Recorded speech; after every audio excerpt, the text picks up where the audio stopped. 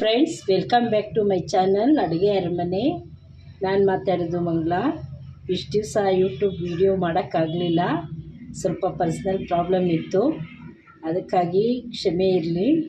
ನಾನು ಇವತ್ತು ಕ್ರಿಸ್ಮಸ್ ಹಬ್ಬ, ಅದ್ರ ಪ್ರಯುಕ್ತ ನಾನು ಚಿಲ್ಲಿ ಚಿಕನ್ ಮಾಡೋದನ್ನು ತೋರಿಸ್ಕೊಡ್ತಾ ಇದ್ದೀನಿ. ಚೈನೀಸ್ ಸ್ಟೈಲಲ್ಲಿ ಚಿಲ್ಲಿ ಚಿಕನ್ ಮಾಡ್ತೀನಿ, ತುಂಬ ಚೆನ್ನಾಗಿರುತ್ತೆ. ನೀವು ಮನೇಲಿ ಈ ಥರ ಒಂದ್ಸರಿ ಟ್ರೈ ಮಾಡಿ ನೋಡಿ, ಹೆಂಗೆ ಬಂತು ಅಂತ ನನಗೂ ಕಮೆಂಟ್ ಮೂಲಕ ತಿಳಿಸಿ.